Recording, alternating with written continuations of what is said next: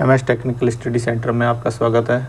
आज जानेंगे railway recruitment board, railway भर्ती board second state CPT for ALV and technician 2018 का पेपर के बारे में जानेंगे। पेपर को हम सॉल्व कर रहे हैं, किस तरीके से क्वेश्चन आते हैं तो टेक्नीशियन और ALP के बारे में। तो मैं विस्तार से आज इन क्वेश्चनों के बारे में आपको बताने वाला हूँ, समझाने वाला हूँ। आइए हम जानते हैं। आप जानेंगे रेलवे भर्ती बोर्ड का पेपर किस तरीके से होता है। तो आइए जानते हैं।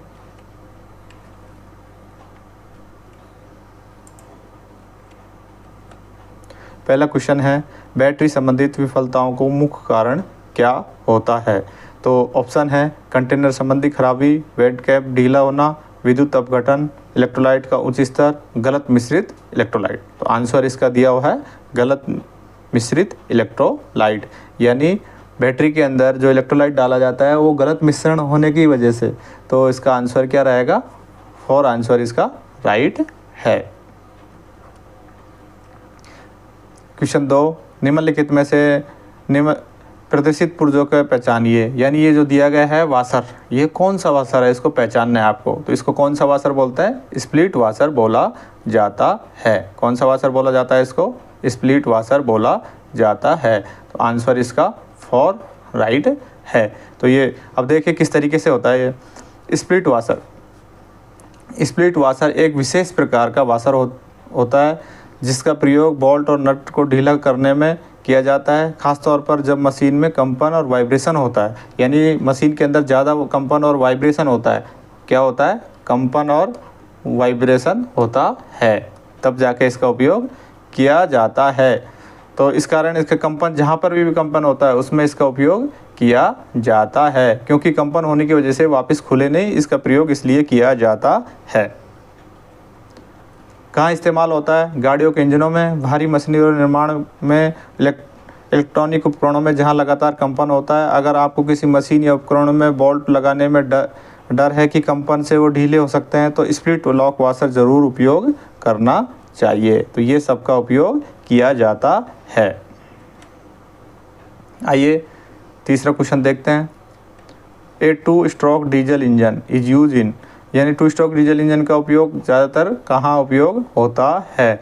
देखिए इस ऑप्शन के अनुसार अपन को देखना है। तो मरीन जो एप्लीकेशन जो है, मरीन इंजन है, उसके अंदर इस 2 स्ट्रोक इंजन का उपयोग किया जाता है। तो आंसर इसका क्या होगा? Marine engine, marine application. Question 4, expound the term VT VT क्या है। तो इसका आंसर क्या दिया हुआ है?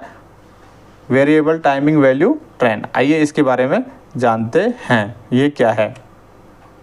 VT का पूरा नाम है वेरिएबल टाइमिंग वैल्यू ट्रेन। यह एक तकनीक है जो इंजन के वाल्वों को खुलने और बंद करने के समय बदलने की सुविधा देती है, जिससे इंजन की परफॉर्मेंस और फ्यूल इफिशियंसी है वो बेहतर होती है। तो ये VT होता है, यानी इंजन के वाल्वों को खुलने और बंद होने के समय में बदलने की सुविधा देती है। तो इसे VT कहते हैं। Question 5, common rail direct engine ईंधन फीड प्रणाली घटकों को निम्नलिखित किस क्रम में व्यवस्थित किया जाता है। अब आपको क्रम बताना है कि कॉमन रेल के अंदर किस तरीके से क्या होता है। तो देखिए कॉमन रेल, मैंने मेरा वीडियो है फ्यूल से रिलेटेड, एक वीडियो बनाया गया है, तो उसमें जाकर आप पूरा देख सकते हैं तेल कहाँ से कहाँ और कैसे जाता है।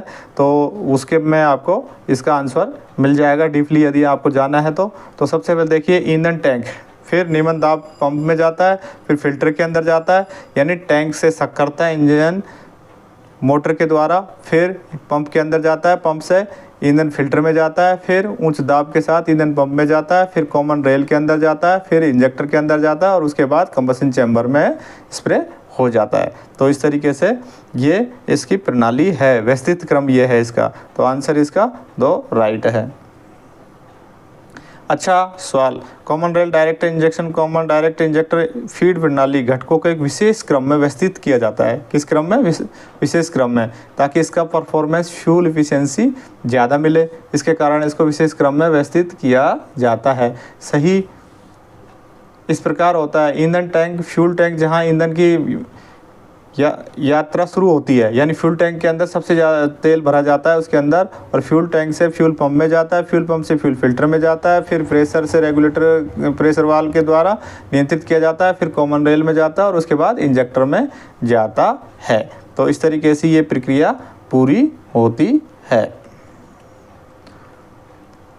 क्वेश्चन नंबर 6 देखेंगे, पूर्णतया आवेशित बैटरी का अपेक्षित घनत्व कितना होता है? यानी बैटरी जब पूर्ण रूप से चार्ज होती है तो उसका अपेक्षित घनत्व कितना होता है? कितना होता है?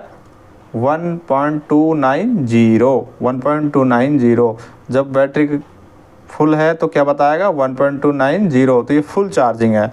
तो जानते हैं, देखिए यदि अपेक्षित घनत्व 1.265 या उससे ऊपर है, क्या है? 1.265 से इससे ऊपर है तो बैटरी पूर्ण रूप से क्या होगी? चार्ज हो गई। यदि बैटरी 1.120 इससे नीचे है तो बैटरी कम चार्ज या डिस्चार्ज मानी जाएगी। और इसका अपेक्षित घनत्व किससे मापा जाता है? हाइड्रोमीटर से मापा जाता है। बैटरी का किससे मापा जाता है? हाइड्रोमीटर से मापा जाता है। क्वेश्चन नंबर 7, किस प्रकार की EGR प्रणाली में EGR वाल्व को संचालित करने के लिए इंजन वैक्यूम का प्रयोग किया जाता है? तो आंसर इसका है निर्वात प्रणाली में। किस में किया जाता है? निर्वात प्रणाली में किया जाता है। आइए जानते हैं, समझिए आसान भाषा में। EGR का मतलब होता है एग्जॉस्ट गैस रिसर्कुलेशन, यानी एग्जॉस्ट गैसों का रिसर्कुलेशन किस तरीके से किया जाता है। इंजन में निकलने वाली कुछ गैसें फिर से इंजन में भेजा जाता है ताकि तापमान कम और प्रदूषण घटे, यानी जो जली हुई जो गैस हैं उनको वापस फिर से इंजन में भेजा जाता है, जो कुछ कम वापस भेजा जाता है उसको वैक्यूम ऑपरेटेड प्रणाली में इंजन द्वारा उत्पन्न वैक्यूम मदद से एक डायफ्राम यानी एक्यूलेटर चलता है। इसमें क्या चलता है? एक डायफ्राम यानी एक्यूलेटर चलता है, उससे EGR वाल्व को खोलता है। क्या करता है? EGR वाल्व को खोलता है और बंद करता है। यह प्रणाली सामान्यतः पुराने इंजनों में देखने को मिलती है जहाँ इलेक्ट्रॉनिक कंट्रोल यूनिट ECU नहीं होता है। जहाँ पे ये नहीं होता है, उस ECU नहीं होता है, वहाँ पे ये देखने को मिलती है। तो इसका आंसर क्या रहेगा? निर्वात यानी नियंत्रित करना। टॉर्क रिंच का उपयोग किया जाता है। टॉर्क रिंच का उपयोग कहाँ किया जाता है? आइए जानते हैं। तो बोल्ट और नट बोल्ट को खोलने कसने के लिए किया जाता है। ध्यान रखिए, केवल इसको कसने के लिए किया जाता है, खोलने के लिए नहीं किया जाता टॉर्क रिंच का प्रयोग। तो ध्यान दीजिए, बोल्ट को नट को कसने के लिए ही किया जाता है। आइए कैसे किया जाता है, किस तरीके की होती है जानते हैं। ये है टॉर्क रिंच। ये क्या है? टॉर्क रिंच है। टॉर्क रिंच मैंने आपको दिखाया गया है कि टॉर्क रिंच इस तरीके की रहती है। इसको सेट कर देते हैं, जितना टॉर्क पे भी अपन इसको सेट करेंगे उतना ही टाइट करेगा, उससे ज़्यादा ये टाइट नहीं करेगा। तो देखिए टॉर्क रिंच ये एक विशेष प्रकार की रिंच होती है जो किसी बोल्ट या नट को सटीक टॉर्क घूमने की ताकत से कसने के लिए प्रयोग की जाती है। इसका उद्देश्य यह सुनिश्चित करता है कि फास्टनर या तो ज़्यादा ढीला हो या नहीं ज़रूरत से ज़्यादा कसा हो, यानी फास्टनर जो टाइट करते हैं अपन या तो ज़्यादा ढीला भी नहीं हो और ज़्यादा टाइट भी नहीं हो। जिस पर जितना टॉर्क लगाया उसी अनुपात में ये टाइट करता है। Question number 9, lead acid battery विद्युत अपघटन इलेक्ट्रोलाइट निम्नलिखित में से किसका प्रयोग किया जाता है? तो किसका किया जाता है? H2SO4 का प्रयोग किया जाता है लेड एसिड बैटरी में। किसका किया जाता है? H2SO4 का किया जाता है। सल्फ्यूरिक एसिड बोलते हैं इसको। क्या बोलते हैं? H2SO4 को sulphuric acid. Lead acid battery में तरल भरा होता है जो सल्फ्यूरिक एसिड और पानी का मिश्रण होता है। क्या होता है? सल्फ्यूरिक एसिड होता है और पानी का क्या होता है? मिश्रण होता है। इसे इलेक्ट्रोलाइट कहा जाता है। क्या कहा जाता है? इलेक्ट्रोलाइट कहा जाता है। यानी क्वेश्चन ये भी बन सकता है कि बैटरी के अंदर जो इलेक्ट्रोलाइट होता है वो किससे बना होता है? सल्फ्यूरिक एसिड और पानी का मिश्रण होता है। इसका कार्य क्या है? यह बैटरी में 2 इलेक्ट्रोड यानी लेड और लेड डाइऑक्साइड के बीच रासायनिक प्रतिक्रिया करके भाग लेता है। क्या करता है? रासायनिक प्रतिक्रिया करके भाग लेता है। यह प्रतिक्रिया बैटरी में विद्युत धारा उत्पन्न करने का स्रोत देती है। क्या करती है? विद्युत धारा उत्पन्न करने का स्रोत देती है। पिस्टन टीडीसी से बीडीसी की गति को क्या कहा जाता है? अब जानेंगे टीडीसी से बीडीसी की गति को क्या कहा जाता है। मैंने मेरा एक वीडियो है उसके अंदर टीडीसी बीडीसी और है ना स्ट्रोक क्या होता है इसके बारे में बताया गया है, उसमें आप जा कर के देख सकते हैं। और कृपया करके यदि आपने मेरा चैनल सब्सक्राइब नहीं किया है तो कृपया सब्सक्राइब करें, शेयर करें और लाइक भी करिएगा। तो इसका आंसर क्या है? स्ट्रोक। आंसर क्या आएगा? स्ट्रोक। अब देखिए ये अपना सिलेंडर है। क्या है? सिलेंडर। ये सिलेंडर है। तो इसके अंदर टीडीसी से बीडीसी का मतलब क्या है कि यहाँ पे पिस्टन इसमें अंदर डला हुआ होता है। तो ऊपर का जो है इसको क्या बोलेंगे? टीडीसी। और नीचे इसको क्या बोलेंगे? बीडीसी। इसकी जो बीच की दूरी है टीडीसी से बीडीसी की बीच की दूरी है, उसी को क्या बोला जाता है? स्ट्रोक बोला जाता है। तो देखिए टीडीसी टॉप डेड सेंटर जब पिस्टन सिलेंडर के ऊपरी बिंदु पर होता है, यानी ऊपरी बिंदु ये टीडीसी होता है, टॉप डेड सेंटर। और नीचे का बीडीसी जब पिस्टन सिलेंडर के सबसे निचले बिंदु पर होता है। टीडीसी बीडीसी तक की एक तरफा जो यात्रा करता है वो उसको क्या बोला जाता है? अपन एक तरफे स्ट्रोक कहा जाता है। अब देखेंगे किस तरीके से मैंने फिगर के माध्यम से जानेंगे कि यहाँ पे ये दिखाया गया है। देखो ये इसकी ऊपरी सीमा हो गई, ये इसकी निचली सीमा हो गई। इसके बीच की जो दूरी है यानी ये पिस्टन है, ये क्या है? पिस्टन। ये पिस्टन है और पिस्टन है यहाँ से नीचे तक जो आ रहा है ये, तो ऊपरी हिस्सा जो है यहाँ तक जाता है पिस्टन, इसको क्या बोलेंगे? टीडीसी। और नीचे का हिस्सा इसको क्या बोलेंगे? बीडीसी। तो ये इसकी जो बीच की दूरी है यानी ऊपर से नीचे तक जो आता है इसी को क्या बोला जाता है? स्ट्रोक बोला जाता है। क्या बोला जाता है? स्ट्रोक बोला जाता है।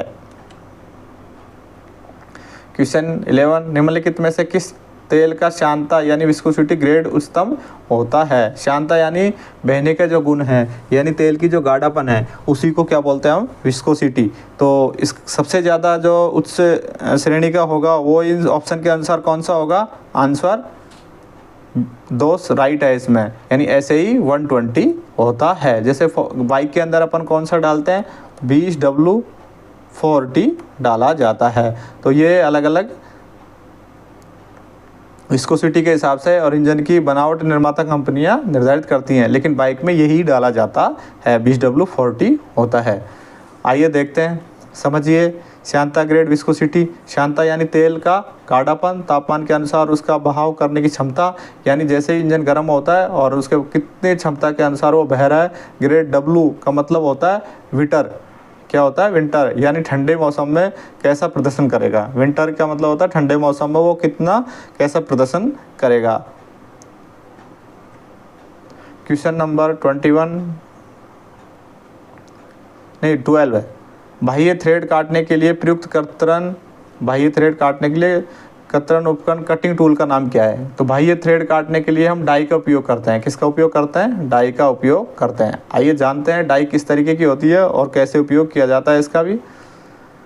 डाई ये एक विशेष प्रकार का औजार होता है जिसका उपयोग बाहरी स्क्रू थ्रेड, एक्सटर्नल थ्रेड काटने के लिए किया जाता है। यह मशीनिंग मैन्युफैक्चरिंग में बहुत महत्वपूर्ण भूमिका निभाता है। डाई का उपयोग कहाँ होता है? गोल रॉड और पाइप थ्रेड काटने के लिए किया जाता है। कहाँ पे किया जाता है? गोल रॉड और पाइप का थ्रेड काटने के लिए किया जाता है। जैसे कि बोल्ट या पाइप बाहरी हिस्से पर स्क्रू थ्रेड बनाना है तो पुराने या खराब थ्रेड को ठीक करने के लिए डाई या नट के उपयोग करके खराब थ्रेड को फिर से काटा जा सकता है। पाइप फिटिंग में पाइप डाई का उपयोग करके पाइप पर थ्रेड काटे जाते हैं ताकि उन्हें फिट किया जा सके। तो देखिए क्या करते हैं अपन ने, नल फिटिंग है या फिर कोई भी पाइप है उसके अंदर इस तरीके का पाइप होता है। इस पाइप के अंदर यहाँ थ्रेड काटी जाती है। कहाँ पे काटी जाती है? इस तरीके से। तो इसको क्या है? ये बाह्य थ्रेड, यानी इसके बाहर की तरफ थ्रेड काटे जाते हैं। तो देखेंगे यह औजार आमतौर पर हाई कार्बन स्टील या हाई स्पीड स्टील से बना होता है। यानी जो डाई है वो किसका बना होता है? हाई कार्बन स्टील और हाई स्पीड स्टील का बना होता है। डाई स्टॉक में फिट करके उपयोग किया जाता है। इसको डाई और स्टॉक में फिट करके इसका उपयोग किया जाता है। अब किस तरीके से दिखाई देता है, देखिए ये डाई है, ये क्या है, डाई। तो इसका उपयोग करके किया जाता है, यानी इसके अंदर ये इसको फिट कर दिया जाता है, इसके अंदर स्टॉक के अंदर और डाई को फिट किया जाता है, और अलग अलग डाई की ये बनी हुई है, अलग अलग साइज़ की डाई होती हैं, और इसको प्रयोग करके और इसको बाहरी चूड़ी काटी जाती है। यानी ये क्या है, टेप है, जो आंतरिक चूड़ी काटने के लिए प्रयोग किया जाता है। टेप का प्रयोग कहाँ किया जाता है, आंतरिक चूड़ी काटने के लिए। टेप से रिलेटेड एक मेरे चैनल पर एक वीडियो है, आप जाके विजिट कर सकते हैं। चैनल का नाम है MS टेक्निकल स्टडी सेंटर। अगला क्वेश्चन देखेंगे, चित्र में प्रदर्शित उपकरण का नाम क्या है। यानी चित्र में जो दिखाया गया है इसका आप नाम बताना है, इसका क्या नाम है, इसका नाम आपको बताना हो। तो देखिए, देखने से ही पता लग रहा होगा, ये सॉकेट स्पेनर है। क्या है, सॉकेट स्पेनर होता है। यानी कम जगह में आसानी से इसको खोलने और कसने के लिए काम किया जाता है। किसको, नट को खोलने कसने के लिए इसका प्रयोग किया जाता है, नट या बोल्ट को। तो देखिए, यह बोल्ट नट को खोलने या कसने के लिए मदद करता है। सॉकेट टूल के फ़ायदे, इसके फ़ायदे क्या क्या हैं, तो मैंने अभी बताया, आसानी से कम जगह में भी ये कार्य करता है। तो देखेंगे, कम जगह में आसानी से काम करता है और समय की बचत भी करता है, क्योंकि इससे रिंच के साथ घुमाया जाता है। यानी क्या है, रिंच के साथ यदि इसका प्रयोग किया जाएगा तो रिंच में क्या है, आपको एक साथ घुमाते जाते हैं और डायरेक्ट टाइट होता जाता है। यानी रिंच को खोलने की ज़रूरत नहीं होती है, रिवर्स और फॉरवर्ड दोनों तरफ से कर सकते हैं रिंच के अंदर। तो ऑटोमोबाइल रिपेयर, मशीन और मेंटेनेंस, इलेक्ट्रॉनिक फिटिंग आदि में प्रयोग होता है। अगर चाहे तो मैं सॉकेट से विभिन्न प्रकार के समझा सकता हूँ, लेकिन देखिए किस तरीके से क्या है, इसको लगा देंगे और सॉकेट के द्वारा उसको घुमाते हैं। क्वेश्चन नंबर 14, निम्नलिखित में से कौन सा परिवर्ती प्रतिरोध संवेदक वेरिएबल रेजिस्टेंस सेंसर का उदाहरण है। तो कौन सा उदाहरण है, आप देखेंगे तो क्या है आंसर इसका, 2, थ्रोटल पोजीशन सेंसर। क्या होता है, थ्रोटल पोजीशन सेंसर। इसका answer throttle position sensor. Question number 15, wing nut का उपयोग निम्नलिखित में से किसे कसने के लिए किया जाता है। तो किसको कसने के लिए किया जाता है, एयर क्लीनर को कसने के लिए किया जाता है। किसको कसने के लिए किया जाता है, एयर क्लीनर को कसने के लिए इसका उपयोग किया जाता है।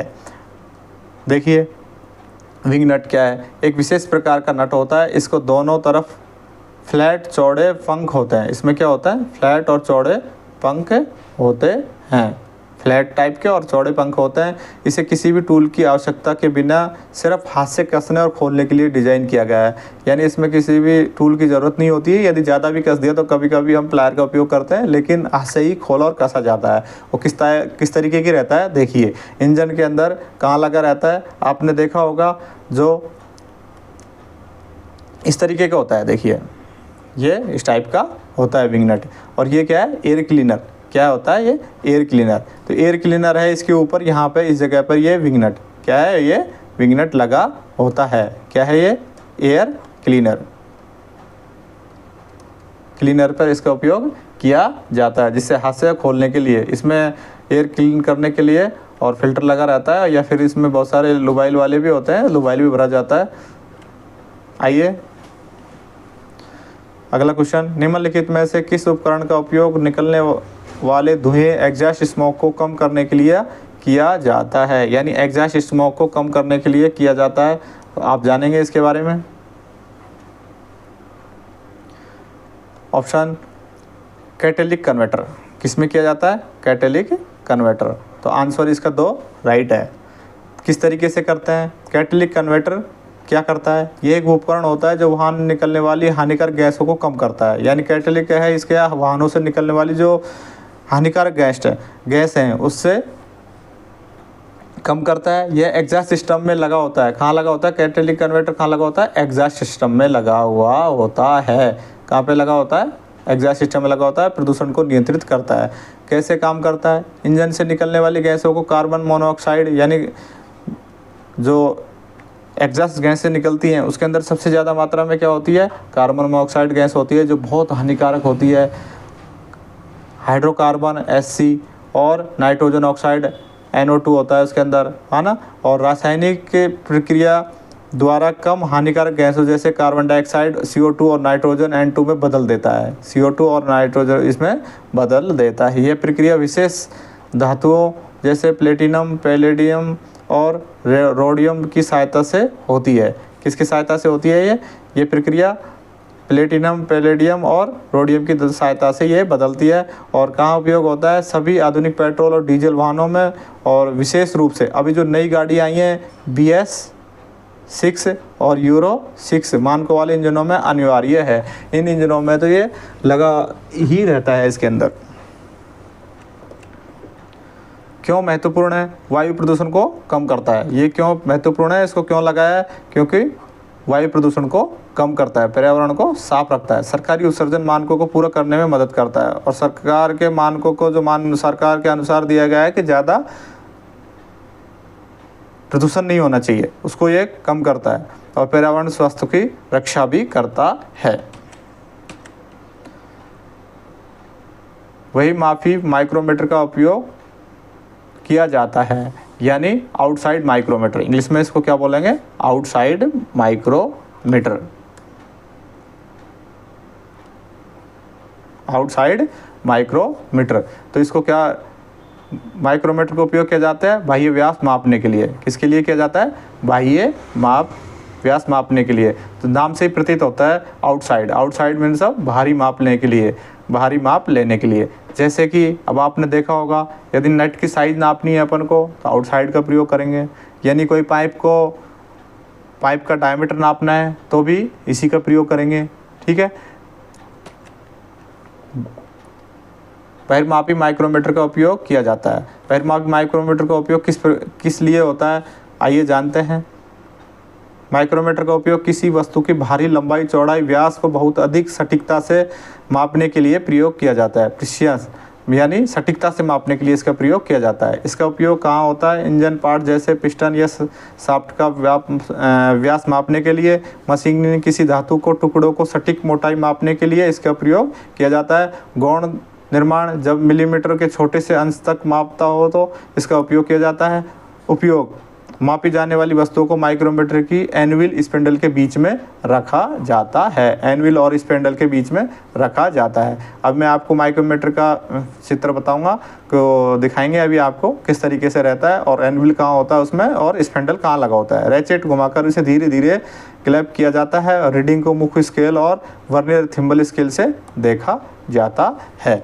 तो जानेंगे इस तरीके का होता है। अभी देखो ये हिस्सा है, ये क्या है? एनविल। और ये क्या होता है? इसका स्पिंडल। और इन दोनों के बीच में जॉब को रखा जाता है। इन दोनों के बीच में जॉब को रखा जाता है। और ये रैचिट होता है, ये रैचिट से इसको घुमाया जाता है। इसको घुमाएंगे, ये टाइट होता जाता है और इसके अंदर जॉब को रखा जाता है। तो इस तरीके से इसको नापते हैं। इसको कौन सा माइक्रोमीटर बोला जाता है? इसको आउटसाइड माइक्रोमीटर बोला जाता है। ये मेजरिंग सरफेस होता है, इसके अंदर यहाँ स्पिंडल है और इसके अंदर यहाँ पे ये नाप दी गई है। तो इस तरीके से इसका नाप लेकर के मापा जाता है। ऑटोमोबाइल इंजन द्वारा ऊर्जा के किस रूप में प्रयोग किया जाता है? उष्मीय ऊर्जा। किसके रूप में किया जाता है? उष्मीय ऊर्जा। ऑटोमोबाइल इंजन अन्य ईंधन उपयोग करता है। जब ईंधन इंजन में जलता है तो कंबशन होता है, रासायनिक ऊर्जा, उष्मा ऊर्जा हीट एनर्जी में बदलता है। यानी हीट एनर्जी को, रासायनिक ऊर्जा को उष्मा ऊर्जा में परिवर्तित किया जाता है। यानी हीट एनर्जी को मैकेनिकल एनर्जी में परिवर्तन किया जाता है। फिर से उष्मा ऊर्जा यांत्रिक ऊर्जा में परिवर्तित होती है, यांत्रिक ऊर्जा में परिवर्तित होती है। आइए जानते हैं।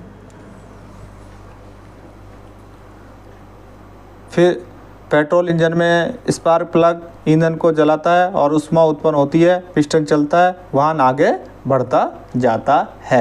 इस तरीके से मतलब जो पेट्रोल इंजन है इसमें स्पार्क प्लग द्वारा ईंधन को जलाता है, उससे उष्मा उत्पन्न होती है और उससे क्या होता है? पिस्टन को धक्का लगता है। पिस्टन को धक्का लगने से वाहन आगे की ओर बढ़ता है। यानी उसकी जो शक्ति है वो कनेक्टिंग रोड की सहायता से क्रैंकशाफ्ट को मिलती है और वो अन्य यांत्रिक कार्यों में उसकी शक्ति को उपयोग किया जाता है। इससे संबंधित यानी इंजन किस तरीके से कार्य करता है, मेरे चैनल पर जाके आप विजिट कर सकते हैं। इससे रिलेटेड वीडियो मैंने बनाया हुआ है। आइए 19 क्वेश्चन। कैटेलिक कन्वर्टर में कोटिंग लेपन सामग्री के रूप में निम्नलिखित में से किसका प्रयोग किया जाता है? यानी कोटिंग करना यानी लेप करना, तो किस तरीके कैटेलिक कन्वर्टर जो है उसमें कैसे होता है? तो आइए आंसर इसका आएगा वेलेडियम, रोडियम और पैलेडियम। अभी इससे पहले मैंने आपको एक क्वेश्चन बताया था, उसके अंदर भी दिया गया था किस तरीके से होता है। कैटेलिक कन्वर्टर में कोटिंग सामग्री, कैटेलिक कन्वर्टर का मुख्य कार्य हानिकारक गैसों को कम हानिकारक गैसों में बदलना, कम हानिकारक गैसों में इसको बदलने का कार्य होता है। इसके लिए कन्वर्टर में एक सब्सट्रैक्ट जैसे सिरेमिक या मेटल होता है। सब्सट्रैक्ट और क्या होता है?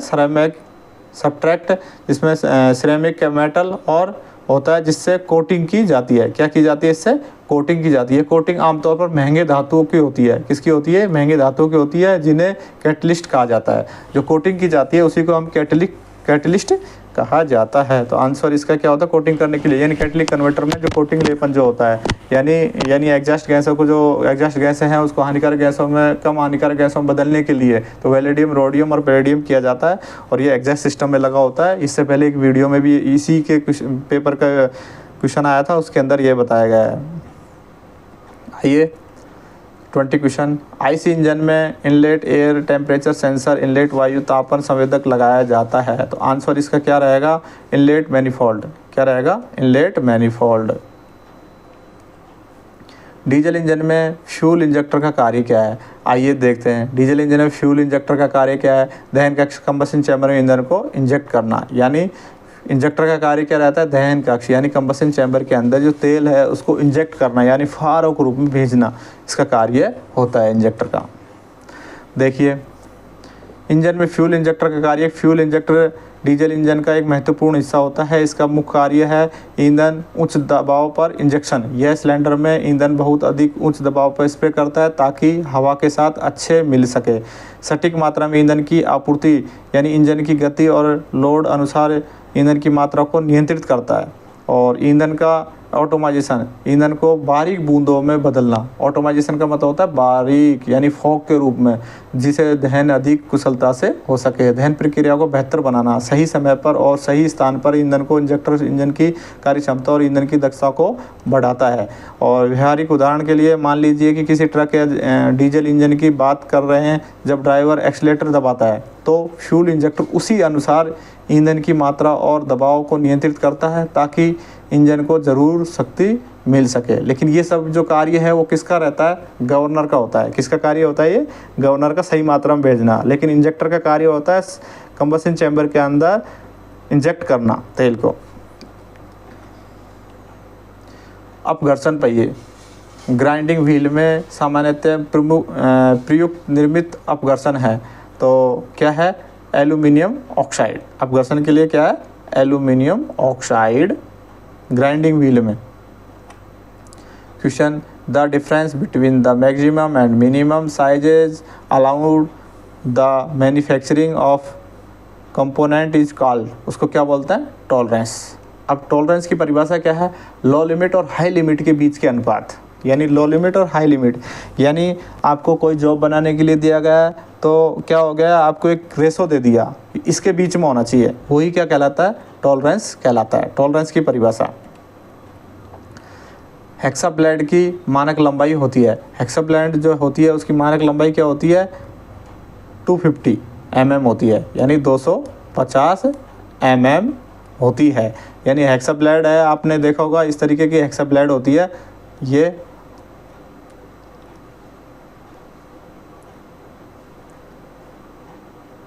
ये हेक्साब्लेड होती है। तो इसकी जो मोटाई होती है, इसकी क्या है? लंबाई जो होती है, इसकी लंबाई है वो ये लंबाई, इसकी लंबाई मानक तो ये कितनी होती है? 250 mm होती है।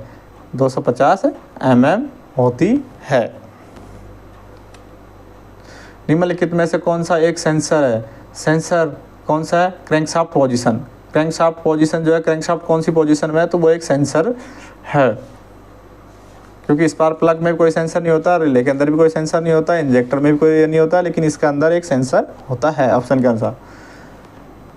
ये centre punch is used for. Centre punch का उपयोग कहाँ किया जाता है? तो देखिए पॉइंट मेकिंग के लिए किया जाता है, यानी मार्किंग करने के लिए पॉइंट को। यानी क्या हो गया कि सेंटर पंच इस तरीके से और ये सेंटर पंच ऐसे होता है ना, तो यहाँ पे ये ऐसे होता है। तो यहाँ मान लीजिए कोई ये जॉब है और इस पर निशान लगाना है, तो इससे क्या हो, एक जगह निशान लगाएंगे तो ये सेंटर पंच का प्रयोग किया जाएगा। तो पॉइंट मार्किंग के लिए किया जाता है, पॉइंट मार्किंग के लिए सेंटर पंच का उपयोग किया जाता है। इंजन को नामक 3 भागों में विभाजित किया गया है, यानी इंजन को 3 भाग कौन कौन से किया गया है। तो देखिए सबसे ऊपर का होता है सिलेंडर हेड, उसके बाद सिलेंडर, बीच का सिलेंडर ब्लॉक और क्रैंककेस।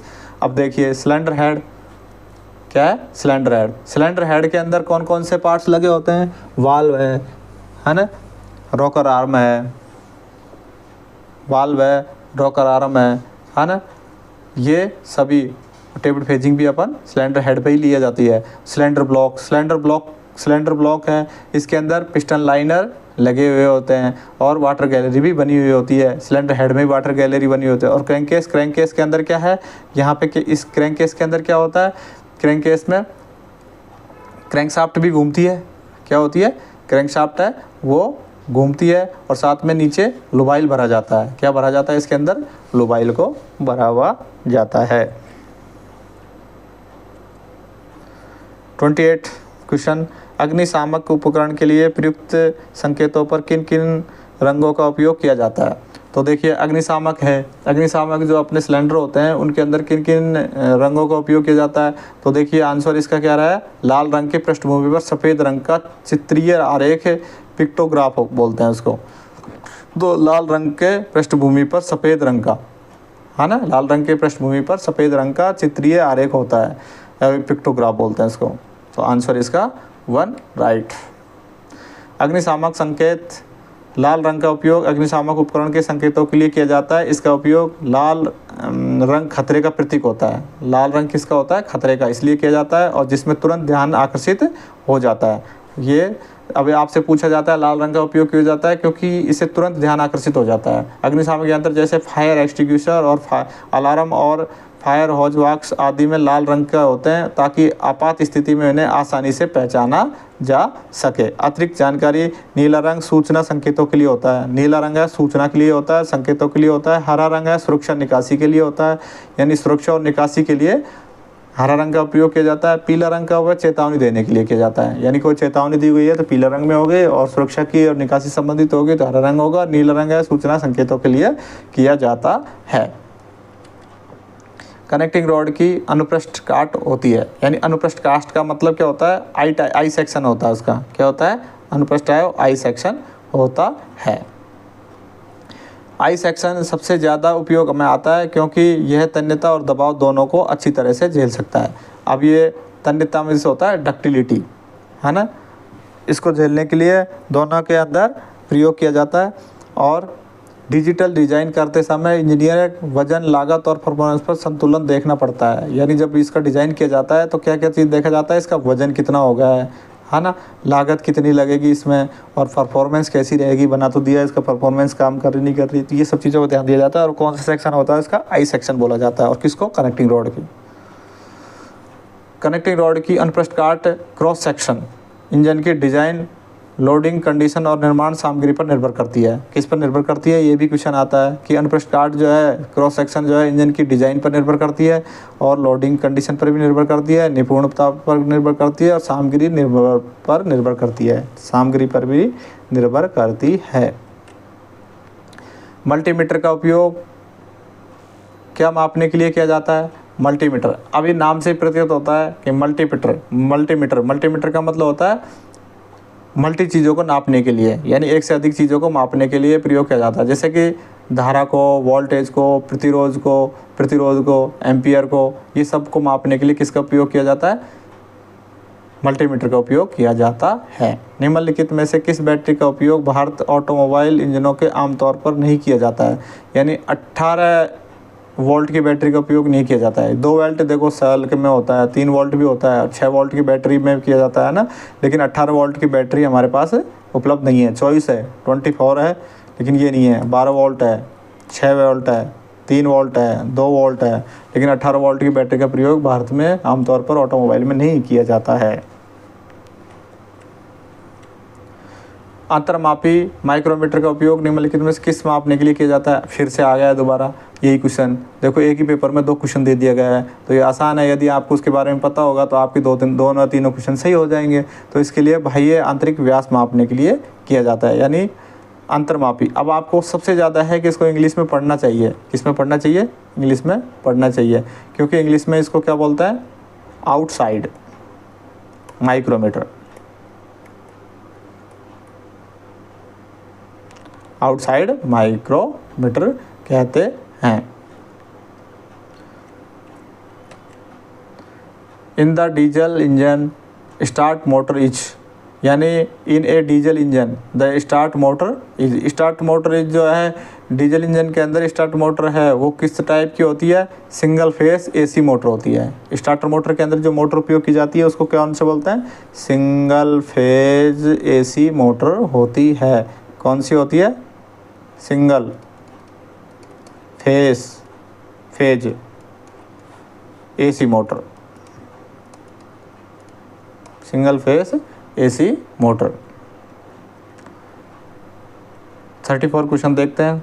कैमशाफ्ट द्वारा नियंत्रित प्रत्येक सिलेंडर के ऊपर स्थित एक इकाई में शामिल इंजेक्टर एवं पंप को कहा जाता है? उसको क्या कहा जाता है?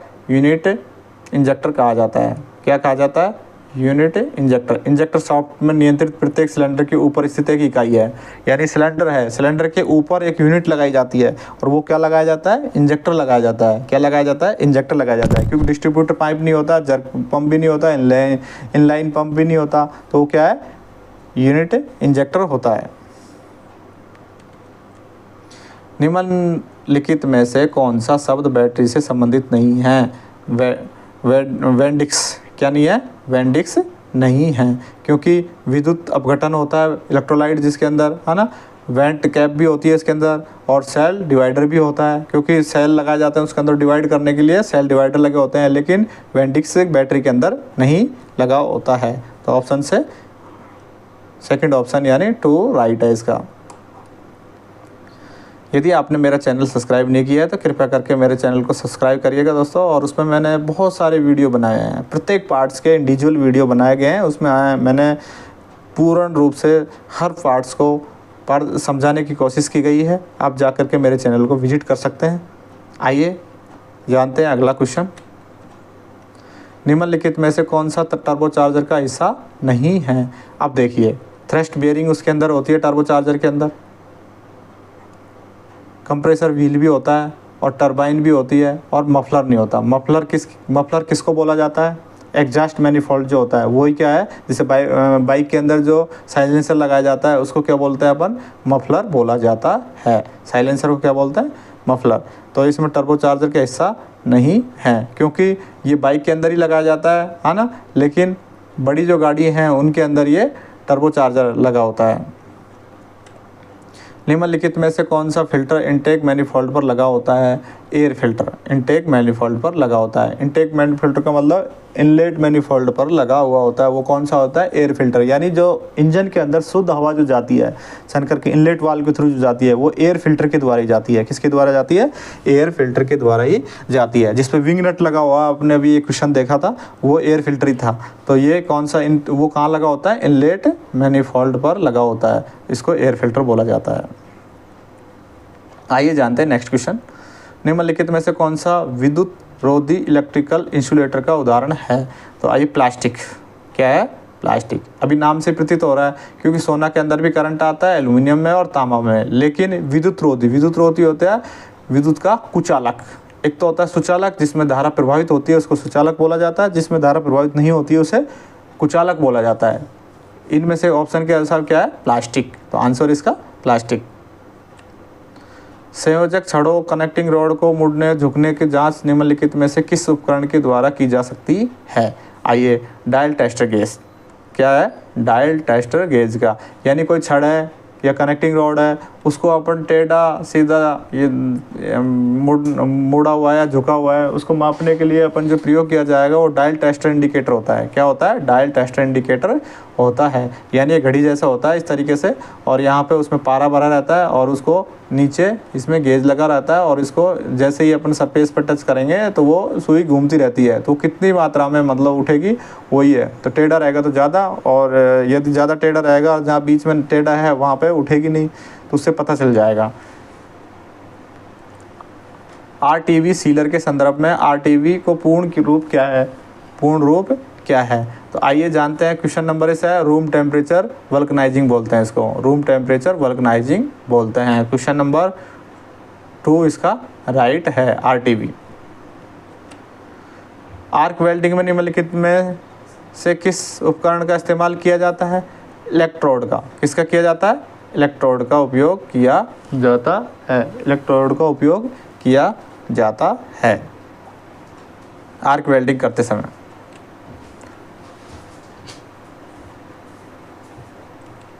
आइए जानते हैं।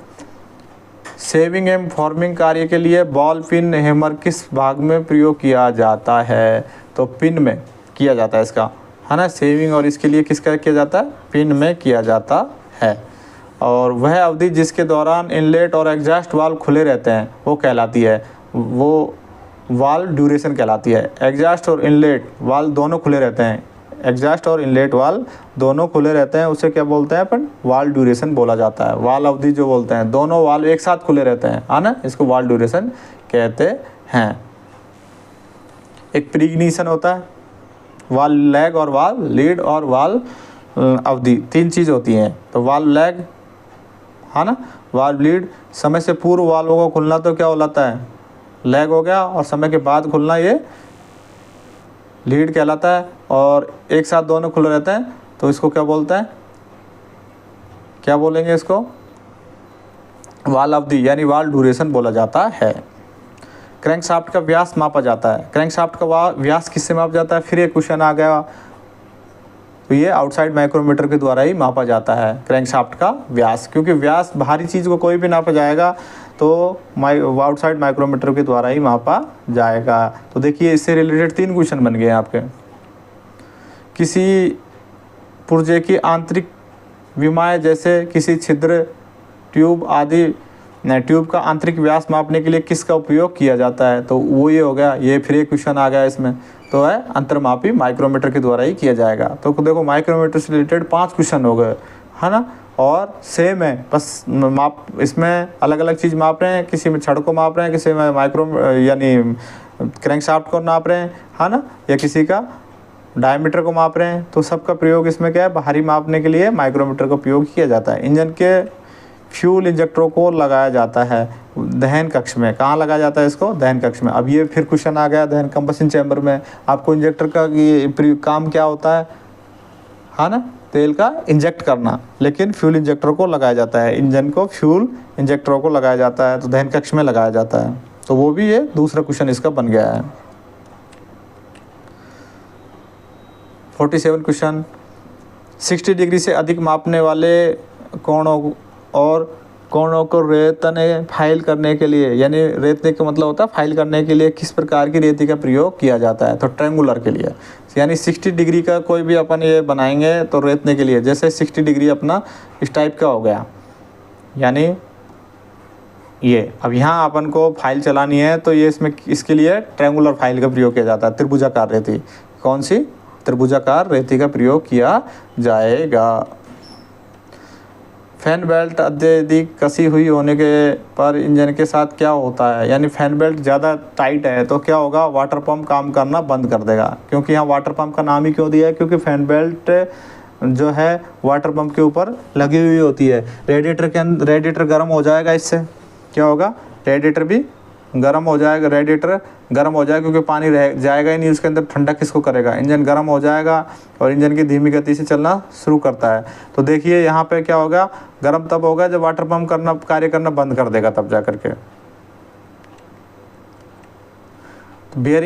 बेयरिंग्स दबाव, फैन बेल्ट अगर ज़्यादा टाइट हो तो वाटर पंप, अल्टरनेटर और अन्य पुली जैसे बेयरिंग्स अतिरिक्त दबाव डालती है, जिससे समय से पहले ही ख़राब हो सकती हैं। और घर्षण और गर्मी, बेल्ट और पुली के बीच में ज़्यादा घर्षण होता है जिससे बेल्ट गर्म होकर के जल्दी घिस जाएगी।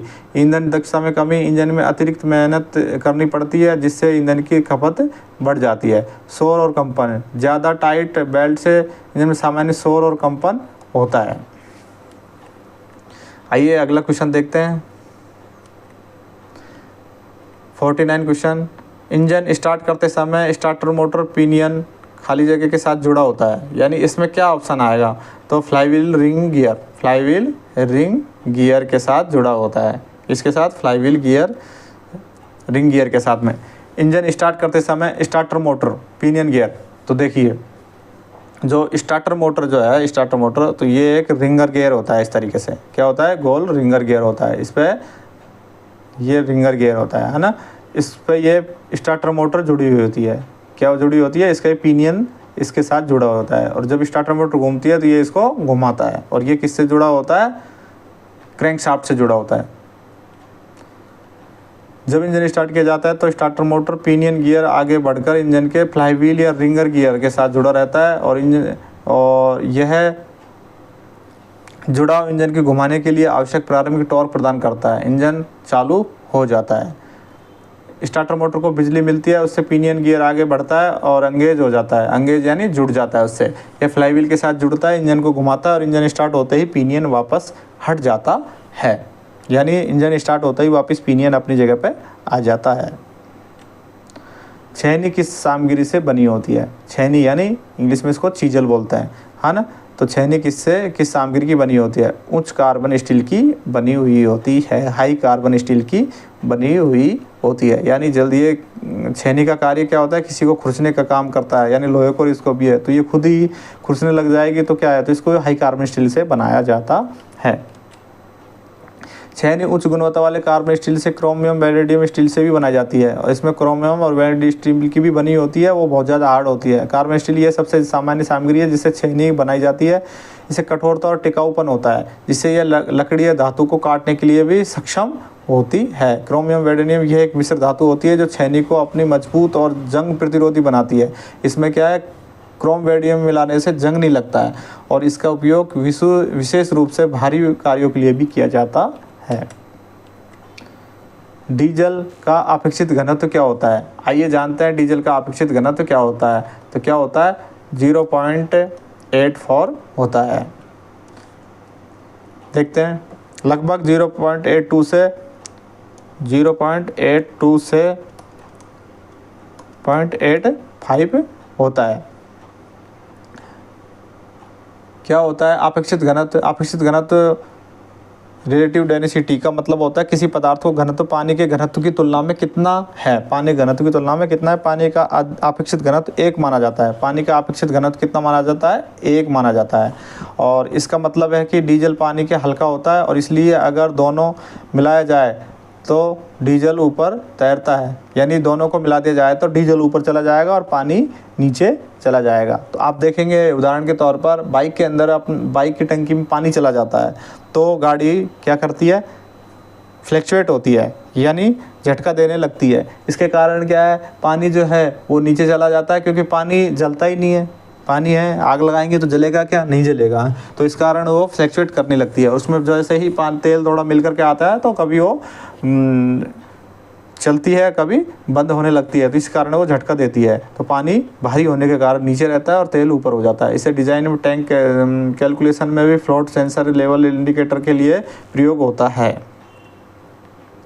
क्वेश्चन 52, ऑटोमोबाइल बैटरी की क्षमता निम्नलिखित में से किस से निर्भर करती है?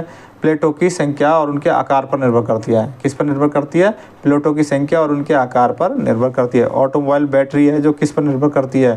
देखो उसकी प्लेट कितनी होनी चाहिए उसके अंदर, उनका आकार के कितना बड़ा है, उस पर निर्भर करती है। आइए जानते हैं किस तरीके से करती है। बैटरी की क्षमता मुख्य रूप से एम्पियर घंटे पर निर्भर करती है। किस पर निर्भर करती है? एम्पियर घंटे पर निर्भर करती है। और बैटरी की क्षमता प्रभावित करने वाले प्रमुख तत्व प्लेटों की संख्या के आकार, यानी आकार पर निर्भर करती है। जितनी बड़ी अधिक संख्या में प्लेटें होंगी उतनी अधिक रासायनिक क्रिया होगी, जितनी बड़ी ज़्यादा प्लेट होंगी उतनी रासायनिक क्रिया ज़्यादा होगी, जिससे क्षमता बढ़ती जाएगी। इलेक्ट्रोलाइट की गुणवत्ता और मात्रा, सल्फ्यूरिक एसिड और पानी का अनुपात, यानी इलेक्ट्रोलाइट में क्या होता है, सल्फ्यूरिक एसिड होता है, पानी का अनुपात बैटरी की क्षमता पर प्रभावित करता है। बैटरी का तापमान, उच्च तापमान और बैटरी की क्षमता बढ़ जाती है लेकिन जीवन काल घट जाता है। क्षमता तो बढ़ जाएगा लेकिन उसका जीवन काल घट जाएगा। ज़्यादा बड़ी बनाएंगे तो जीवन काल उसका घट जाएगा, क्योंकि वो गर्म होने की वजह से। ठंडे मौसम में क्षमता घट जाती है और ठंडे मौसम में वो ज़्यादा ठंडी रहेगी। अगर बैटरी को तेज़ी से डिस्चार्ज किया जाए तो उसकी वास्तविक क्षमता कम हो जाती है, यानी बैटरी अचानक ही डिस्चार्ज कर दिया जाए तो उसकी वास्तविक क्षमता है वो कम हो जाएगी। बैटरी आयु रखरखाव, पानी या खराब रखी हुई गई बैटरी की क्षमता घट जाती है। प्रयोग में उपयोग, बैटरी की क्षमता यह तय करती है कि कितनी देर तक कितनी लोड सपोर्ट कर सकती है। कितनी देर तक, यानी कितनी देर तक कितना लोड सपोर्ट कर सकती है। ये जैसे कि हेडलाइट्स, स्टार्टर मोटर और इलेक्ट्रिकल सिस्टम आदि, इन सब में बैटरी का उपयोग किया जाता है। नेक्स्ट क्वेश्चन देखेंगे 53। मोटरसाइकिल इंजन के सिलेंडर के ऊपरी भाग में मौजूद फिन निचले भाग में मौजूद फिन्स की तुलना में अधिक लंबे होते हैं। बिल्कुल सही है, राइट, क्योंकि ऊपर हेड होता है और हेड सबसे ज़्यादा गर्म होता है। इसके कारण जो है वो ऊपरी भाग पर क्या होता है,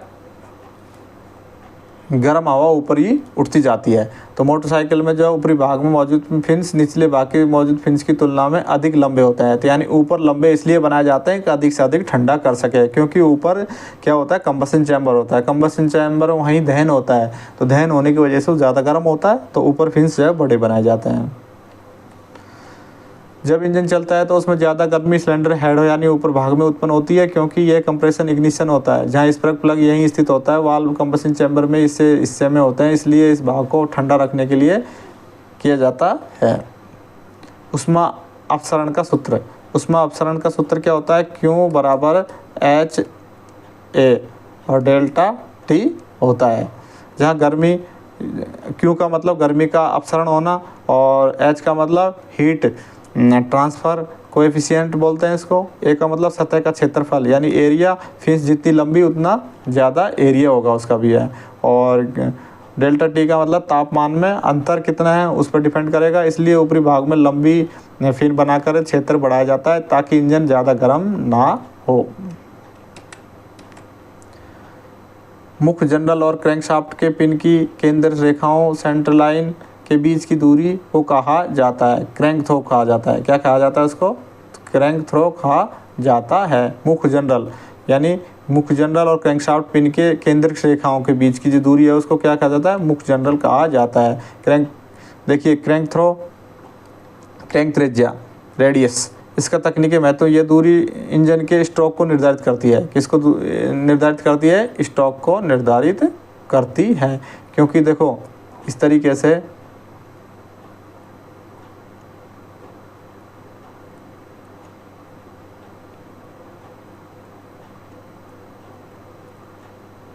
ऐसे बनाई जाती है।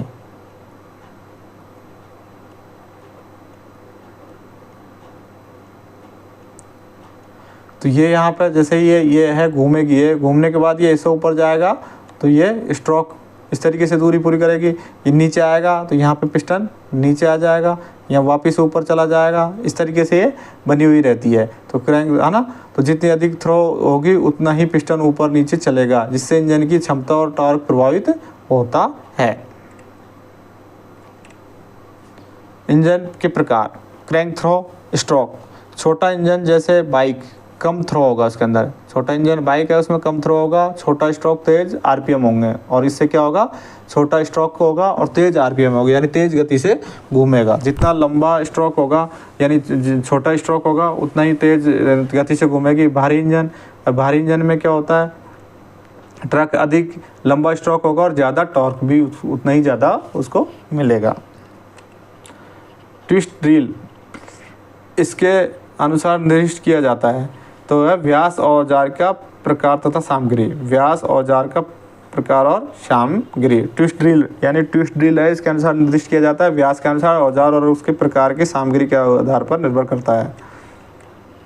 लेड एसिड बैटरी, फिर लेड एसिड बैटरी, तो इसका ऑप्शन क्या है, रासायनिक ऊर्जा को संग्रहित होती है, इसमें क्या होती है, रासायनिक ऊर्जा संग्रहित होती है और विद्युत ऊर्जा में परिवर्तित करती है। अब देखो ये तो हो ही नहीं सकता उसका ऑप्शन, क्योंकि क्या है, यांत्रिक ऊर्जा नहीं, बिल्कुल नहीं, गलत है। केवल रासायनिक ऊर्जा संग्रहित होती है, नहीं, ये भी गलत है। केवल विद्युत ऊर्जा, ये भी गलत है। तो इसमें रासायनिक ऊर्जा संग्रहित होती है जिसे विद्युत ऊर्जा में परिवर्तित किया जाता है। लेड एसिड बैटरी क्या होती है, लेड एसिड बैटरी एक रिचार्जेबल बैटरी होती है जो प्रमुख रूप से ऑटोमोबाइल, कन्वर्टर और यूपीएस में उपयोग होती है। इससे एक निम्नलिखित घटक होते हैं। अभी देखो, धनात्मक प्लेट होंगी इसके अंदर, घटक में धनात्मक, ऋणात्मक और इलेक्ट्रोलाइट और सेपरेटर, 4 चीज़ें इसके अंदर हो गया है। धनात्मक प्लेटों में लेड ऑक्साइड की बनी होती है, PbO2 से बनी होती है, और ऋणात्मक में स्पंज लेड होता है, Pb से बनी होती है, पतला सल्फ्यूरिक एसिड होता है, H2SO4 होता है, और इसके बाद 2 प्लेटों से अलग अलग रखने के लिए इसका सेपरेटर का प्रयोग किया जाता है। रासायनिक डिस्चार्ज PbO2 और PbNH2SO4, और इसको जैसे रासायनिक क्रिया होती है तो PbSO4 और H2O बनता है, यानी लेड ऑक्साइड जो है ना, लेड ऑक्साइड इसका, और इसके बाद जल से मिश्रण होता है तो प्लेटों में सल्फेट बनता है, दोनों प्लेटों में लेड सल्फेट भी बनता है और पानी उत्पन्न हो जाता है। रिवर्स रिएक्शन भी होता है, और वोल्टेज प्रति सेल 2 वोल्ट, और सामान्य रूप से 12 बैटरी है तो 6 सेल एक साथ उपयोग करेंगे इसके अंदर। क्षमता के अनुसार इसका मापी जाती, AH में मापी जाती है इसकी क्षमता है जो। क्वेश्चन 57, बैटरी को स्टार्टिंग मोटर को संयोजित करने के लिए प्रयुक्त एक उच्च धारा रिले स्विच है सोलेनाइड। क्या है, उच्च धारा देने के लिए सोलेनाइड का उपयोग किया जाता है, सोलेनाइड। जब स्टार्टर बैटरी विद्युत अपघटन का अपेक्षित घनत्व घटकर 1.2 GM सेंटीमीटर हो जाता है तो बैटरी किस पर निर्भर करती है, डिस्चार्जिंग स्थिति में हो जाती है। क्या हो जाती है, डिस्चार्जिंग स्थिति में हो जाती है। अभी मैंने आपको फुल चार्जिंग का बताया था, तो डिस्चार्जिंग तो 1.12 GM सेंटीमीटर स्क्वायर रहेगी तो डिस्चार्जिंग स्थिति में। तो देखिए, सामान्य रूप से पूर्ण रूप से चार्ज जो होती है 1.250 से 1.280 तक के बीच है तो पूर्ण चार्ज होगी, और डिस्चार्ज बैटरी है 1.12 से 1.15 तक गिर जाता है ना। और कैसे मापा जाता है इसको, हाइड्रोमीटर के द्वारा मापा जाता है। बैटरी के चार्ज स्तर को बढ़ाने के लिए मदद करता है। क्यों ज़रूरी है, बैटरी की स्थिति को जानने के लिए और चार्ज या डीप चार्ज से बचने के लिए, मेंटेनेंस प्लेसमेंट से सही समय तय करने के लिए भी इसका उपयोग किया जाता है। निम्नलिखित में से कौन सा शीतलन कूलिंग प्रणाली का हिस्सा है, आइए जानते हैं। पिस्टन, दूसरा ऑप्शन है कनेक्टिंग रॉड, थर्मोस्टेट वाल्व और क्रैंक पिन। तो देखिए, शीतलन से रिलेटेड है थर्मोस्टेट वाल्व। थर्मोस्टेट वाल्व का काम क्या रहता है कि इंजन में जो है टेम्परेचर को बनाए रखने के लिए किया जाता है। यानी अचानक ठंडा पानी ज़्यादा आ गया उसके अंदर तो इंजन क्या गर्म रहता है, तो इसके लिए इंजन का टेम्परेचर एक फिक्स रखता है, इतना टेम्परेचर हो जाएगा, उसके बाद थर्मोस्टेट वाल्व खुलता है और आगे पानी को सर्कुलेट करता रहता है। एल्यूमिनियम की सीट्स की रिवेटिंग करते समय रिवेट किस सामग्री का बना होता है, तो एल्यूमिनियम की ही बनी होती है वो। एल्यूमिनियम की सीट्स है तो एल्यूमिनियम की सीट रिवेट्स का प्रयोग किया जाता है। देखिए, गैल्वेनाइजिंग करप्शन बचाव, अगर आप अलग धातु जैसे स्टील रिवेट और एल्यूमिनियम सीट का उपयोग किया जाए तो विद्युत रासायनिक प्रक्रिया से जंग लग जाएगी। यानी एल्यूमिनियम पे दूसरा लेंगे तो उसके अंदर क्या हो जाएगी, जंग लग जाएगी। क्या लग जाएगी, रासायनिक क्रिया होने के कारण इसमें जंग लग जाएगी। और थर्मल संगतता, एल्यूमिनियम रिवेट और सीट का थर्मल विस्तार समान होता है, इससे तापमान बदलने और जॉइंट में तनाव नहीं होता है, इसलिए एल्यूमिनियम के लिए एल्यूमिनियम रिवेट का प्रयोग ही किया जाता है। तो ध्यान रखिए, इसका अब आपसे रीज़न पूछा जाए कि क्यों किया जाता है, क्योंकि एल्यूमिनियम सीट का उपयोग किया जाता है ताकि विद्युत रासायनिक प्रक्रिया में जंग लग सकता है। यानी स्टील रिवेट यदि कर दिया जाएगा, इसके अंदर अलग किया जाएगा तो अलग अलग धातु को प्रयोग करेंगे तो। वजन में हल्का, एल्यूमिनियम रिवेट हल्के होते हैं जो ऑटोमोबाइल और एयर स्पेस में उपयोग होते हैं। कहाँ पे होता है, ऑटोमोबाइल क्षेत्र में और स्पेस में प्रयोग होता है। और इसके बाद सजावटी और साफ फिशिंग भी होती है। एल्यूमिनियम रिवेट सतह पर अच्छे दिखते हैं और पेंटिंग या एनोडाइजिंग भी आसानी से हो जाती है। नेक्स्ट क्वेश्चन, निम्नलिखित में से किस स्विच का प्रयोग स्टार्टिंग सिस्टम में किया जाता है, तो सोलेनाइड का। देखो, फिर क्वेश्चन आ गया, ये भी है, एक ही पेपर में 2 बार 3 बार क्वेश्चन आए हैं जिसे सोलेनाइड स्विच का उपयोग किया जाता है। माइक्रोमीटर के 5 क्वेश्चन आ गए इसी पेपर के अंदर, और बैटरी से रिलेटेड या स्टार्टर मोटर से रिलेटेड भी 2 बार आ चुका है इसमें, है ना। तो आंसर इसका सोलेनॉइड स्विच का उपयोग किया स्टार्टिंग सिस्टम के लिए। संयोजक छड़ कनेक्टिंग रॉड का बड़ा सिरा द्वारा क्रैंकशाफ्ट से जुड़ा होता है। अब देखिए क्रैंक पिन से जुड़ा होता है, बड़ा सिरा किससे जुड़ा होता है, क्रैंक पिन से जुड़ा होता है। यानी इस टाइप की कनेक्टिंग रॉड जो है इस तरीके से बनी होती है ना, ये 2 पार्टों में यहाँ से अलग अलग हुई होती है, और दूसरा सिरा इसके अंदर ये पूरी एक ही होती है, इसके अंदर एक ही होती है ना। ये ब्रास की मेटल बेरिंग होती है इसके अंदर, इसमें भी 2 अलग अलग साइज़ की 2 बेरिंग लगाई जाती हैं, इसके अंदर भी है। तो ये जो हिस्सा है ये पिस्टन से जुड़ा होता है, और ये किससे जुड़ा होता है, क्रैंक पिन से जुड़ा होता है। किससे जुड़ा होता है, क्रैंकशाफ्ट की क्रैंक पिन से जुड़ा होता है, क्रैंकशाफ्ट की क्रैंक पिन से जुड़ा हुआ होता है। तो इसको बिग एंड सिरा बोलते हैं। कौन सा सिरा बोलते हैं इसको, बिग एंड सिरा बोलते हैं इसको। और इसको क्या बोलते हैं, स्मॉल एंड सिरा।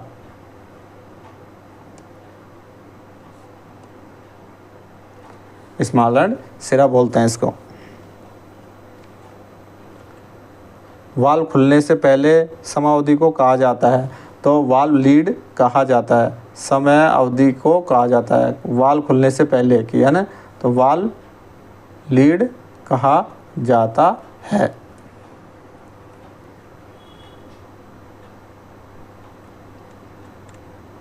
स्ट्रोक डीजल इंजन में कंप्रेशन संपीड़न स्ट्रोक में क्या होता है। तो देखिए स्ट्रोक डीजल इंजन में कंप्रेशन संपीड़न, कंप्रेशन और कंप्रेशन का मतलब होता है संपीड़न, स्ट्रोक में क्या होता है। अब देखिए इसके अंदर इंजन के अंदर 4 स्ट्रोक होता है। एक तो होता है कंप्रेशन, दूसरा होता है पहला होता है सक्शन,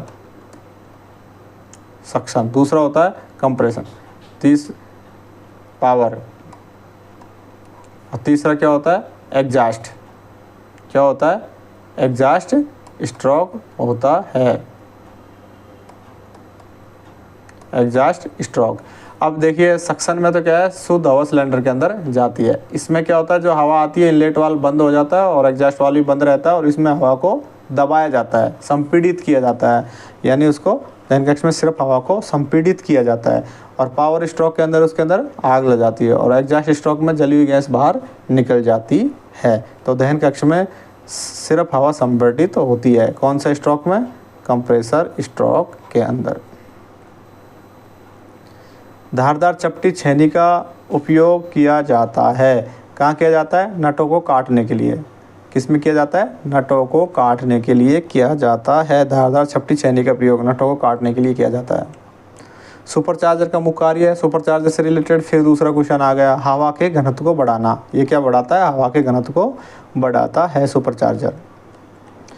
नेक्स्ट क्वेश्चन 67, रेडिएटर में पानी का स्तर कम होने पर क्या होता है, इंजन अत्यधिक गर्म हो जाएगा। यानी रेडिएटर में पानी कम हो जाएगा तो क्या हो, ठंडा नहीं हो पाएगा, और ठंडा भी होगा कम होने के कारण तो वापस जल्दी से गर्म हो जाता है, तो इंजन अत्यधिक गर्म हो जाएगा। क्वेश्चन 68 है, खराबी संकेतन इंडिकेटर लैंप में हरा प्रकाश क्या इंगित करता है। यानी आपने देखा होगा कि संकेतक जो इंडिकेटर लगा होता है उसके अंदर हरा लैंप रहता है, वो सामान्य प्रणाली के तरीकों को काम कर रही हैं। यानी हरा लैंप जल रहा है तो इसका मतलब इंजन बराबर काम कर रहा है, इसमें किसी तरीके की त्रुटि नहीं है, किसी तरीके का कोई संकेत, खराब संकेत नहीं है हरा जलने पर। शब्द EGR संबंधित है। अभी देखो EGR इससे पहले दिया गया था, ये वाहन की एग्जॉस्ट प्रणाली से है, एग्जॉस्ट की प्रणाली से है, जिससे क्या है, वातावरण को शुद्ध करने के लिए, यानी जो गैसें हैं, कार्बन मोनोऑक्साइड जो गैस है उसको ये कम मात्रा में बनाता है और वापस भेजता है, और वापस क्या करता है, वो दोबारा से कहाँ भेजा जाता है, टर्बो सुपरचार्जर या चार्जर इसके अंदर भेज दिया जाता है, और वापस जल करके तो कम से कम अधिक मात्रा में CO गैस बने, यानी उसको बदल करके CO2 में परिवर्तन कर देता है। तो EGR ये अपन दोबारा से पढ़ रहे हैं। EGR सिस्टम इंजन के निकलने वाली गैसों को, एग्जॉस्ट गैसों को वापस इनटेक मैनिफोल्ड में भेजता है ताकि दोबारा दहन प्रक्रिया शामिल हो सके। NOx नाइट्रोजन ऑक्साइड जैसे हानिकारक प्रदूषणों को कम करता है, दहन तापमान को नियंत्रित भी करता है, जिससे उत्सर्जन के मानकों के अनुसार चलाना पड़ सके। कैसे काम करता है? इंजन को निकलने वाली EGR वाल्व के जरिए इनटेक वापस जाती है। यह गैसें तेजी से ताज़ी हवा के साथ मिलती हैं और इससे दहन तापमान घटता है और इन उच्च तापमान पर बनने वाली NO2 गैस कम हो जाती है। कौन सी? नाइट्रोजन ऑक्साइड जो गैस है वो बहुत हानिकारक गैस होती है, वो वापस जलने के कारण कम हो जाती है, हानिकारक। क्वेश्चन नंबर 70, सेंटर पंच का बिंदु कोण पॉइंट एंगल कितने डिग्री का होता है? सेंटर पंच बोला तो 90 डिग्री का होता है, ध्यान रखिए। सेंटर पंच कितने डिग्री का होता है? 90 डिग्री का होता है। कृपया हेलो दोस्तों, आपने यदि मेरा चैनल को सब्सक्राइब नहीं किया है तो कृपया करके मेरे चैनल को सब्सक्राइब करिएगा दोस्तों। आपके लाइक करने से मुझे कोई नुकसान नहीं होगा और लाइक कर देंगे तो आपका भी कोई नुकसान नहीं होगा। तो कृपया करके मेरे चैनल को ज़रूर आप लाइक और सब्सक्राइब करिएगा दोस्तों, जिससे कि हमारा कुछ वीडियो जो बनाने का है उसका उद्देश्य पूर्ण हो सके। आइए 71 क्वेश्चन। तांबे को ड्रिल करने के लिए प्रयुक्त ड्रिल का बिंदु कोण पॉइंट एंगल कितना होता है? यानी तांबे की जो कोई धातु है उसको ड्रिल करते हैं तो उसमें कितने डिग्री का कोण होगा इसके अंदर? तो एंगल कितने डिग्री का? 30 डिग्री। कितने डिग्री का? 30 डिग्री, है ना। तो आंसर इसका 30। देखिए तांबे के लिए 30 डिग्री, कारण मुलायम धातु, ये तांबा एक नरम धातु है, इसलिए छोटा बिंदु कोण 30 डिग्री बेहतर रूप से धातु को खींचने में मदद करता है। किसके लिए? बेहतर खींचने के लिए मदद करता है। कम घर्षण होता है, छोटा कोण धातु डाई के बीच में घर्षण भी कम होता है। सतह की गुणवत्ता, इससे ड्रा की गई वायर ड्रा रॉड की सतह चिकनी और दोष मुक्त हो जाती है ना। आइए धातु के सामान्य बिंदु कोण तांबा की 30 डिग्री के लिए, स्टील है तो 45 से किससे? 45 से और 60 डिग्री, 45 से 60 डिग्री। और एल्यूमिनियम है तो 35 डिग्री से और 40 डिग्री। कितना? एल्यूमिनियम में 35 से 40 डिग्री, स्टील के अंदर पूछा जाता है तो 45 से 60 डिग्री और तांबा का 30 डिग्री। तो ये आप जानेंगे। इससे रिलेटेड क्वेश्चन बन सकते हैं, आपसे पूछा जाए स्टील का कितने डिग्री का है, स्टील की धातु को छेद करने के लिए तो 45 से 60 डिग्री का कोण सफिशिएंट है। और एल्यूमिनियम के लिए जो है कितने डिग्री का? 35 से 40 डिग्री। पोर्ट का प्रयोग किया जाता है, आइए जानते हैं। तो देखो 2 स्ट्रोक इंजन में, अब आप जानेंगे 2 स्ट्रोक इंजन कौन सा? 2 स्ट्रोक इंजन। अभी 2 स्ट्रोक इंजन है, इसके अंदर क्या होता है? पोर्ट होते हैं। क्या होते हैं? पोर्ट होते हैं। जबकि 4 स्ट्रोक इंजन के अंदर, स्ट्रोक के अंदर क्या होता है? वाल्व। क्या होता है? वाल्व। वाल्व भी कौन सा होता है? इनलेट वाल्व, इनलेट वाल्व और एग्जॉस्ट वाल्व, एग्जॉस्ट वाल्व। जबकि पोर्ट है वो क्या होता है? इनलेट पोर्ट और exhaust, inlet port, transport port और एग्जॉस्ट पोर्ट। कौन सा होता है? इनलेट पोर्ट, ट्रांसफर पोर्ट और एग्जॉस्ट पोर्ट, एग्जॉस्ट पोर्ट। ये 3 पोर्ट होते हैं और किस में होते हैं? 2 स्ट्रोक इंजन के अंदर होते हैं।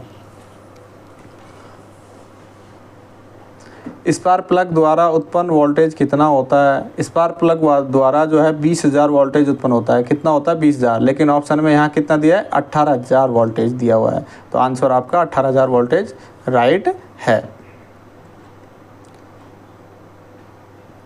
यह उपकरण जो धारा वोल्टेज प्रभाव को नियंत्रित करता है और इलेक्ट्रोलाइट सिग्नलों के लिए स्पीच ऑफ गेट के रूप में कार्य करता है, उसे क्या बोलते हैं? ट्रांजिस्टर। क्या बोला जाता है? ट्रांजिस्टर बोला जाता है। ट्रांजिस्टर ये एक सेमीकंडक्टर डिवाइस होता है जो 2 मुख्य कार्य होता है। सिग्नल को बढ़ाना यानी एम्प्लीकेशंस, और स्विच की सतह को स्विच की तरह काम करना, यानी स्विच की तरह भी काम करना और सिग्नल को बढ़ाने का काम, दोनों काम करता है। तो आधुनिक इलेक्ट्रॉनिक उपकरणों में मूल आधार जैसे ऑटोमोबाइल, कंप्यूटर, टीवी, रेडियो आदि में इसका उपयोग, ट्रांजिस्टर का उपयोग होने लगा है, होता रहा है और ज़्यादा उपयोग होता है। हेलो फ्रेंड्स, आपने यदि मेरा चैनल सब्सक्राइब नहीं किया है तो कृपया करके मेरे चैनल को सब्सक्राइब करिएगा। और मैंने प्रत्येक पार्ट से रिलेटेड एक इंडिविजुअल वीडियो बनाए गए हैं, जो जा करके आप उनको पूर्ण जानकारी मिलेगी। आपको इधर उधर कहीं भी जाने की ज़रूरत नहीं है, आप उसी चैनल पर और मेरे वीडियो के माध्यम से एक पार्ट्स की जानकारी दी है, संपूर्ण जानकारी दी गई है कि उसका कार्य क्या होता है, किस तरीके से बना होता है, किस धातु का बना होता है और कहाँ बना होता है और कैसे, है ना। तो इसके बारे में आप जान सकते हैं और जा करके मेरे चैनल को विजिट करिएगा दोस्तों, और लाइक, सब्सक्राइब, शेयर ज़रूर करिएगा दोस्तों। ट्रांजिस्टर जब बेस पर थोड़ा सा करंट दिया जाता है तो कलेक्टर एमीटर की ओर बढ़कर करंट बहता है। ये छोटे सिग्नल को बड़ा करने में मदद करता है, छोटे सिग्नल को क्या करता है, बड़ा करता है। और डिजिटल सर्किट ऑन ऑफ के स्विच की तरह भी काम करता है, छोटे सर्किट बड़े की तरह और ऑन ऑफ की तरह भी काम करता है। बेयरिंग का क्या कार्य होता है, तो देखिए बेयरिंग का कार्य क्या होता है, शाफ्ट और गियर की गति को आसान बनाना। शाफ्ट और गियर की गति को आसान बनाने के लिए बेयरिंग का उपयोग किया जाता है। यानी शाफ्ट पर बेयरिंग लगाने से वो गति पर आसान से गति कर सके। बेयरिंग एक यांत्रिक घटक है जो किसी घूमने वाले या चलने वाले हिस्से को सहारा देता है और उसके घर्षण को कम भी करता है। ये मशीन और शाफ्ट को पहिए के गियर आदि के आसानी से घुमाने में मदद करता है। तो इस तरीके से देखिए मैंने आपको 2018 का आरआरबी में आया हुआ पेपर को हल कराया गया है और इस पेपर के अंदर 75 क्वेश्चन थे। मैंने सारे 75 क्वेश्चन आपको विस्तार से बताए गए हैं और सभी इसके।